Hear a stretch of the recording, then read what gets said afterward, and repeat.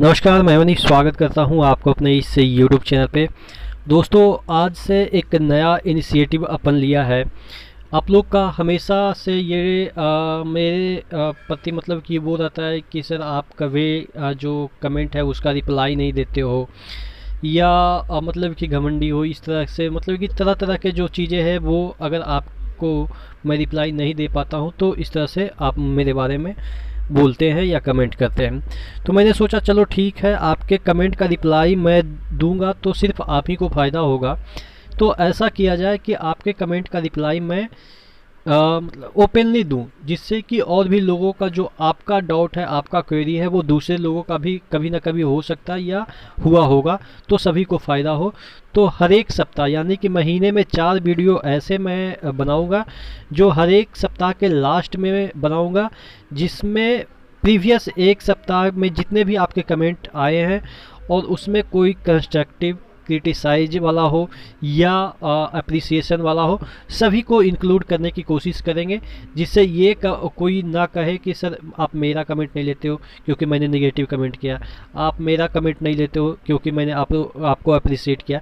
तो नहीं, सभी को लेंगे, क्योंकि कोई भी लोग या किसी की भी अस्तित्व बिना नेगेटिव पॉजिटिव से नहीं हो सकती है। कोई भी बंदा सिर्फ निगेटिव नहीं हो सकता या कोई भी बंदा सिर्फ पॉजिटिव नहीं हो सकता, दोनों का कम्बिनेशन से ही ज़िंदगी चलती है। ठीक है, तो आज इस सीरीज का पहला वीडियो, हर एक सप्ताह के लास्ट में ये वीडियो आएगा और आपके प्रीवियस एक सप्ताह के जितने भी कमेंट है उसी में से टॉप 10, ठीक है, टॉप 10 जैसा आपका रिस्पॉन्स रहेगा तो हो सकता है 15-20 भी कर दें, लेकिन आज अपन टॉप 10 कमेंट आपके लिए है, आपका नाम भी लेंगे। ठीक है, तो इससे पहले कि वीडियो शुरू हो, आपको भी पता है कि टेक्स्ट बुक आपके लिए लाया है ईयरली मॉक टेस्ट पास, जो कि आपको 299 में मिलता है। लेकिन अगर आप एक coupon code ER Manish use करते हैं तो ये वाला चीज़ें 269 में मिल जाएगा, और वो भी आपको 14 महीनों तक के लिए, यानी कि 12 महीने से बढ़ के 14 महीनों तक के लिए ये चीज़ें मिलेगी। इतना सस्ता, इतना सटीक और इतना मतलब कि इफ़ेक्टिव कहीं से आपको कोई नहीं प्रोवाइड कर सकता है। तो एक बार ज़रूर चेकआउट कर लीजिएगा, डिस्क्रिप्शन बॉक्स में लिंक दिया हुआ है। तो आज का पहला कमेंट लेते हैं, रहीम खान का है। सर आपने जब दिया था तब 130 प्लस पे हो जाता था और अब 150 पे भी नहीं होता है। ये कमेंट किस संदर्भ में आया है? ये जो मैंने CHSL का जो अभी पेपर चल रहा है उसमें जो स्ट्रेटजी बताई थी कि मैंने कैसे क्रैक किया था, हालांकि मेरे जॉब क्यों नहीं हुए वो भी मैंने डिस्कस किया था, क्योंकि मैं इंजीनियरिंग बैकग्राउंड से था तो मुझे टाइपिंग बिल्कुल नहीं आती थी। तो हाँ, टाइपिंग बिल्कुल नहीं आती थी, तो जिस वजह से मुझे सिलेक्शन नहीं मिला अच्छा नंबर होने के बावजूद, क्योंकि आपको भी पता है कि CHSL में बिना टाइपिंग का आपका सिलेक्शन नहीं हो सकता। तो ये मेरी वजह थी जिसकी वजह से मैं 2017 में भी मतलब कि अच्छे नंबर लाने के बावजूद मेरा नहीं हुआ था। बात कर लेते हैं, इसमें इन्होंने बोला है कि 130 में हो जाते थे। जब मैं दिया था तो उस समय 142 कट ऑफ गए थे भाई। तो ऐसा नहीं है कि मैं बहुत पुराने ज़माने का लौंडा हूँ, समझ रहे हो ना, मैं भी आप ही के ज़माने का हूँ। वो अलग बात है कि आप कुछ समझते हो, एक्चुअल में होता है कुछ और है। अभी मानता हूँ कि थोड़ा सा कट ऑफ ज़्यादा जा रहा है, लेकिन उस समय भी ज़्यादा नहीं, 3-4 साल पहले की बात है, जब मैं 2017 में ही पास आउट हुआ था बीटेक और तुरंत मैंने दिया था। 3 महीना पढ़ा होगा मैं मुश्किल से। ठीक है, तो इसकी वजह से मेरा सिलेक्शन नहीं हुआ था। उसके बाद तो मैंने CHSL फॉर्म भरना ही छोड़ दिया था, क्योंकि मुझे पता था कि बाद में ज़्यादा मतलब डिमोटिवेटिंग होती है जब आप अच्छे नंबर लाने के बावजूद आपका सिलेक्शन नहीं होता है। क्योंकि एक और भी मेरा रीज़न है कि मेरा जो 6 फिंगर है, जिसकी वजह से टाइपिंग में थोड़ा सा आप कह सकते हो कि समझ गए होगे कि बाकी ऊपर वाले की खेल है, क्या नहीं है। ठीक है, उसके बाद इसके किन के कमेंट हैं? ऋषिकांत पांडे का है। इन्होंने कमेंट किया है, भाई ग्रुप डी में करंट अफेयर्स 2021 का भी आएगा, कहाँ तक आएगा? देखो, अभी जो ट्रेंड दिख रहा है, ये आप NTPC देखो, 1 महीना पीछे छोड़ दो, 1 महीने पीछे, यानी कि जैसे आज सपोज आपका एग्ज़ाम है, तो 1 महीने पीछे छोड़ दो, यानी कि आप आज 13 अप्रैल है, ठीक है, तो 13 अप्रैल से 13 मार्च आप मान लो, 13 मार्च से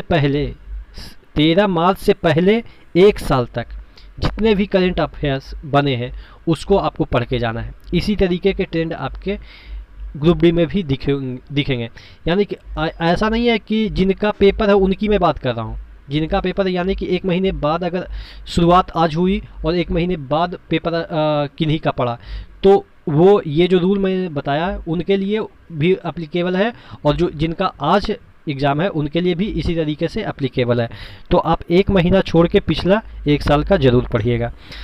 अगला कमेंट ले लेते हैं। अगला कमेंट है तपस दास का, अब सुसाइड करना पड़ेगा और कोई चारा नहीं बचा है।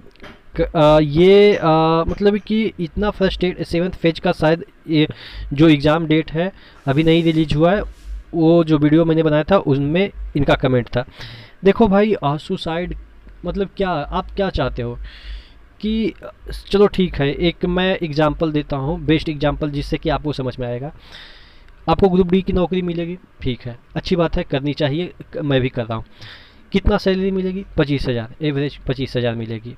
ज़्यादा से ज़्यादा आप जैसे जैसे पोस्ट बढ़ेंगे या जो भी मतलब कि बाद में प्रमोशन होगा, लेकिन अभी फ़िलहाल 1-2 साल तो आपको 25,000 से संतुष्ट करना पड़ेगा। आप ये देखो ना कि आप बंध जाओगे। आप अगर कहीं दूसरे जोन में जाते हो, चेन्नई वगैरह, तो आपको आने जाने में दिक्कत हो जाएगी। जैसे मेरे को मतलब छुट्टी लेने में भी गाली सुनना पड़ता है।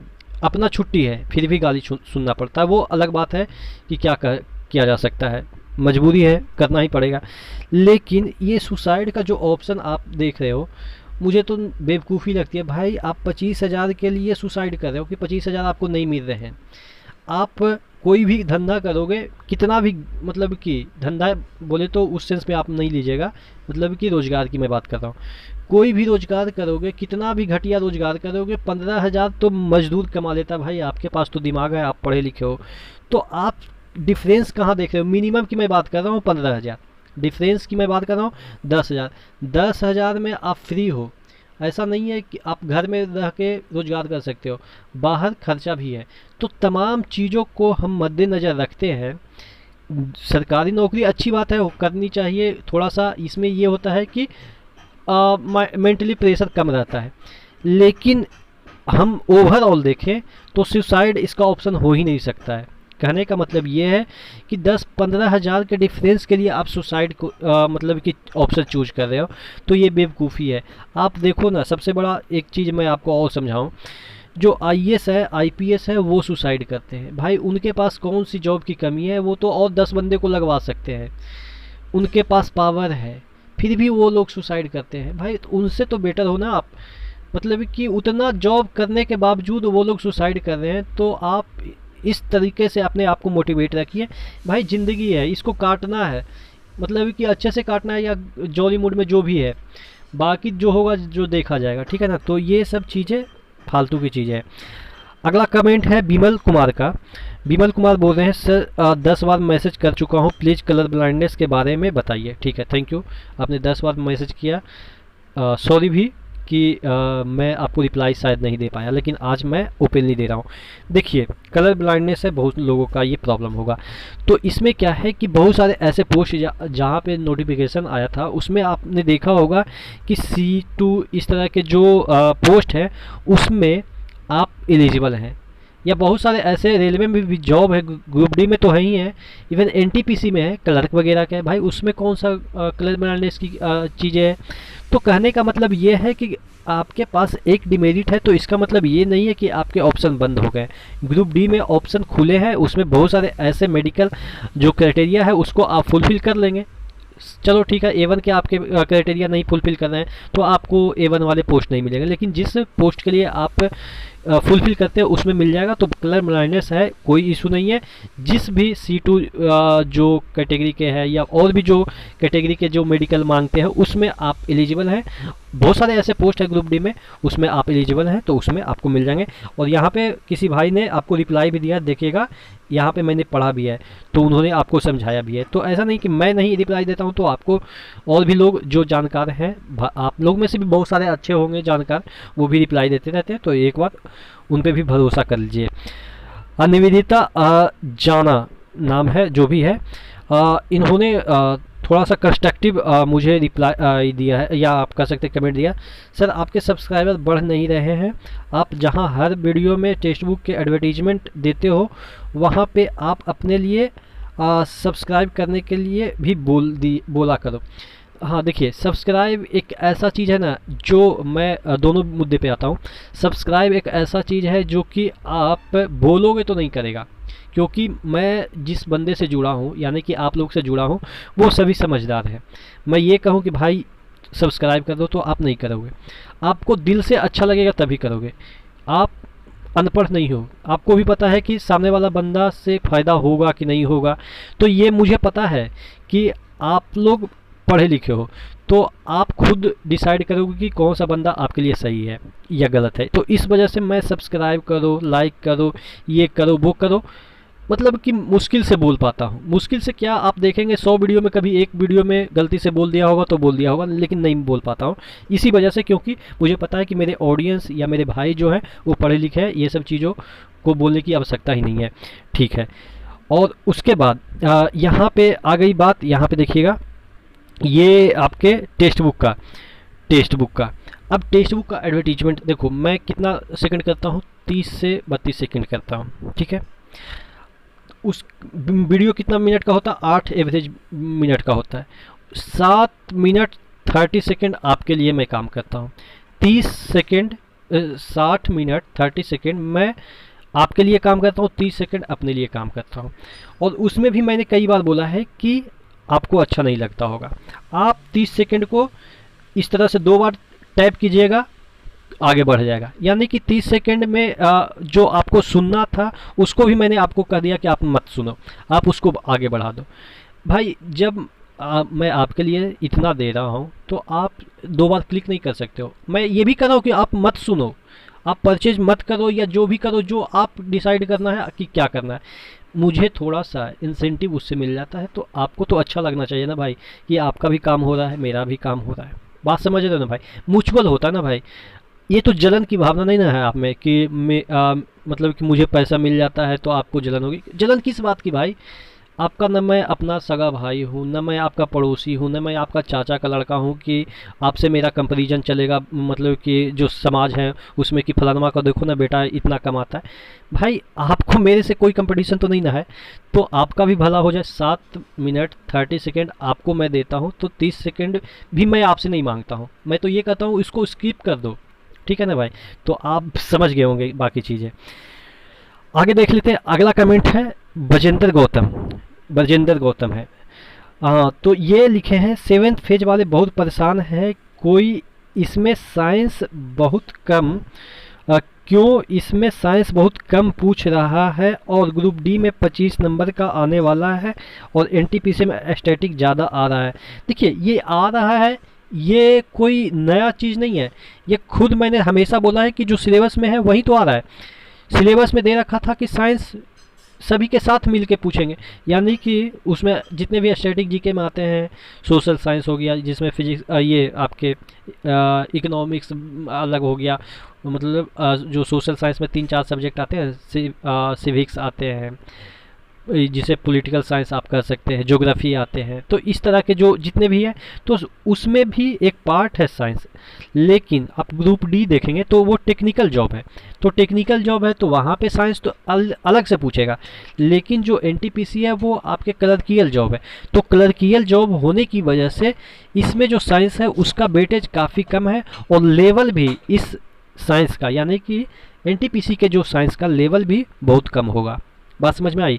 तो इस वजह से कम पूछे जा रहे हैं, और जो इसका लेवल भी है वो काफ़ी कम है। बात समझ में आ गई होगी। अगला जो कमेंट है उनको देख लेते हैं। लाइव आइए सर कभी। देखिए मैं लाइव इस वजह से नहीं आ पाता हूँ क्योंकि इस पर कॉपीराइट स्ट्राइक बहुत है, तो जिसकी वजह से लाइव का जो ऑप्शन है वो मेरा डीएक्टिवेट कर दिया गया है। लाइव मैं कहाँ पे आता हूँ, जो अपना सेकंड चैनल है एग्ज़ाम भाई करके, एग्ज़ाम भाई करके जो मेरा सेकंड चैनल है, जिस पे मैं सिर्फ और सिर्फ पढ़ाता हूँ।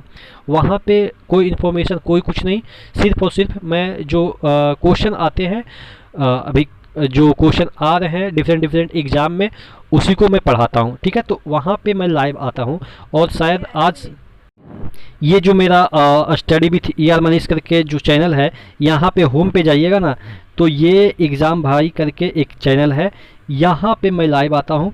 और हो सके तो आज अगर चाहे आप लोग तो मैं लाइव आ सकता हूँ, ठीक है। देखिएगा 21 घंटा पहले मैंने एक वीडियो भी डाला था, जो CHSL में पेपर आया था उस पर मैंने वीडियो डाला था। यहाँ पे जो जो क्वेश्चन आए थे, और फिर NTPC में जो 8 अप्रैल को क्वेश्चन आए थे उसको मैंने वीडियो डाला था। तो यहाँ पे मैं सिर्फ और सिर्फ पढ़ाता हूँ। तो अगर इस चैनल पे जुड़े हैं तो इस चैनल पे मैंने लाइव भी आया है, कई बार मैं इस चैनल पे लाइव भी आया है।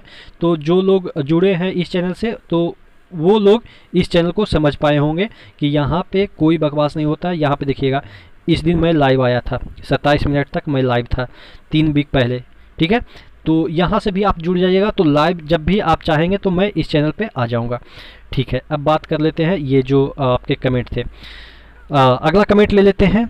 RRB NTPC सॉरी, यहाँ रुपेश लूटे हैं, सर एग्ज़ाम लैंग्वेज चेंज करनी है। देखो भाई, एग्ज़ाम लैंग्वेज जो आपने शुरू में फॉर्म भरते समय डाला था वहीं आप कर सकते हैं, ठीक है। तो अब चेंज नहीं हो रहा है, आपने भी देखा होगा। भुवनेश्वर यादव बोल रहे हैं पेट निकल रहा है आपका। हाँ भाई, थोड़ा सा पेट निकल रहा है, कोई बात नहीं, उसको पचा लिया जाएगा। हालांकि मैं जहाँ पे रहता हूँ वहाँ पे जिम विम तो है नहीं, तो ट्राई कर रहा हूँ पेट थोड़ा सा अंदर हो जाए, ठीक है।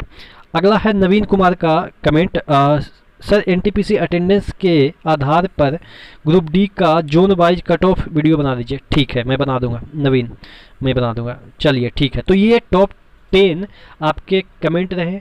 आपके रिस्पांस के आधार पे अगला वीडियो जो कि अगले वीक के, यानी कि ज़्यादा नहीं, जो कुछ ही दिनों में जो वीक है उसमें मैं आपके अगले टॉप 10 और आपके अच्छे रिस्पांस रहे तो टॉप 15, जैसे जैसे आपके रिस्पांस आएंगे मैं बढ़ाता रहूँगा ताकि सभी के कमेंट इसमें इंक्लूड किया जा सके। तो नेक्स्ट वीडियो मिले, तब तक के लिए धन्यवाद।